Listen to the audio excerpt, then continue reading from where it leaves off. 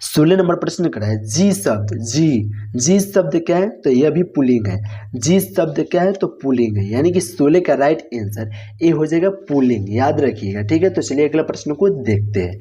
17 number प्रश्न बहुत ही महत्वपूर्ण प्रश्न है, जो कि कह रहा है निम्न, ये ऐसा प्रश्न भी पूछा जाता है, यह ध्यान में रखिएगा, निम्न शब्द में शुद्ध वो शब्द कौन है, यानी कि हम लोग को बताना है इनमें शुद्ध शब्द कौन है। अब ई बात नहीं है कि कथी विकल्प जो है इसी प्रकार से देगा, लेकिन 4 गो ऐसा ऐसा गलत वर्ड देगा, 3 गो गलत वर्ड देगा, उसमें एक शुद्ध शब्द आपको चुनना होगा। तो देखिए यहाँ पे देखेंगे हम लोग 1 2 3 4, देखिए डी में विकल्प सही है यहाँ पे। तो आप लोग ध्यान में रखे होंगे, ये सब छोट छोट बात आप जान ही रहे होंगे।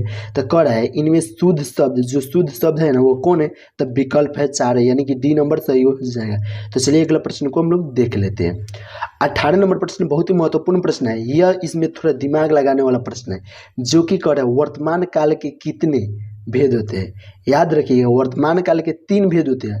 अगर प्रश्नों को इसी प्रकार से पूछेगा कि वर्तमान काल के कितने, अगर वर्तमान काल के कितने प्रकार होते हैं, यहाँ पे ध्यान दीजिएगा, प्रकार अगर पूछ दिया तो 6, वर्तमान काल के प्रकार पूछेगा तो 6, अगर काल पूछेगा तो 3।